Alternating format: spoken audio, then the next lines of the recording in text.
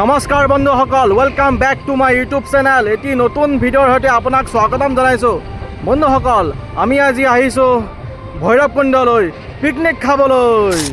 ভৈৰৱকুণ্ড অসমৰ ওদালগুৰি জিলাত অৱস্থিত এখন সুন্দৰ পাহাৰীয়া পৰ্যটনস্থলী। কি সুন্দৰ বিউটিফুল পাহাৰীয়া ঠাই। সেইফালে আছে ভূটানৰ পাহাৰ। আমি ভূটানৰ ফালে যাম। বন্ধুসকল, এইখনে হৈছে ভৈৰৱকুণ্ড, য'ত হাজাৰ হাজাৰ পৰ্যটক আৰু বনভোজকাৰীসকলে ইয়ালৈ আহি পিকনিক খায় আৰু ইয়াৰ সৌন্দৰ্য উপভোগ কৰে। বন্ধুসকল, ভৈৰৱকুণ্ড অসমৰ ক'ত অৱস্থিত তোমালোকে জানানে? ভৈৰৱকুণ্ড অসমৰ ওদালগুৰি জিলাত অৱস্থিত এখন সুন্দৰ পাহাৰীয়া ঠাই, পাহাৰীয়া পৰ্যটনস্থলী।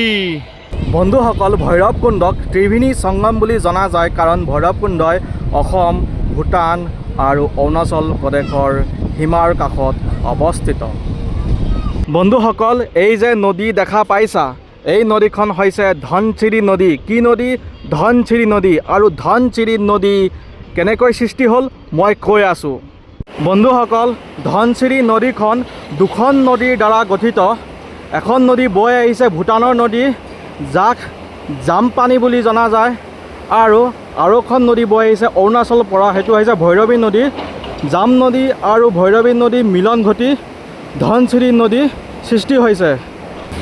এই বিখ্যাত ধনশিৰি নদীখন বৈ গৈ আমাৰ ব্ৰহ্মপুত্ৰ নদীৰ মিলিত হৈছে, আৰু ব্ৰহ্মপুত্ৰ নদীৰ এখন প্ৰধান ট্ৰিবিউটাৰী উপনদী ধনশিৰি নদী।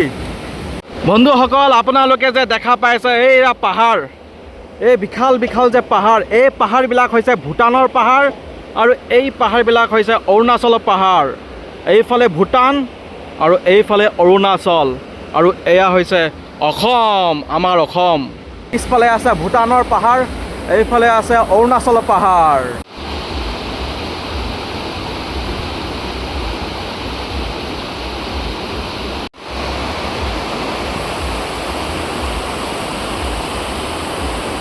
বন্ধুসকল, এই ভৈৰৱকুণ্ড ঠাইখন বনভোজ আৰু প্ৰকৃতি প্ৰেমীসকলৰ এক উল্লেখযোগ্য স্থান।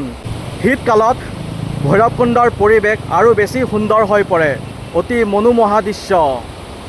বন্ধুসকল, ফাইনেলি মই ভূটানত অফিচিয়েলি এণ্টাৰ কৰিলোঁ।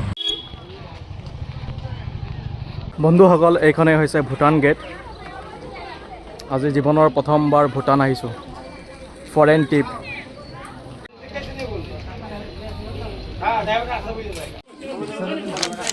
বন্ধুসকল, এইখনে হৈছে অসমৰ বিখ্যাত picnic place the Bhairabkunda. Bhairabkunda আছে অসমৰ ওদালগুৰি জিলাত। কি সুন্দৰ ঠাই।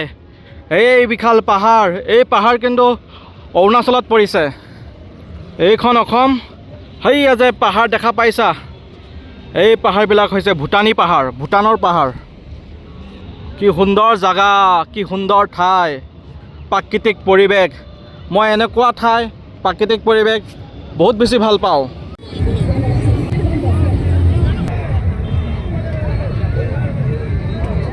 বন্ধুসকল, এইখনেই আছিল ভৈৰৱকুণ্ড। আপোনালোকে ভিডিঅ'টো চাই কেনেকুৱা পালে মোক কমেণ্ট কৰি জনাব।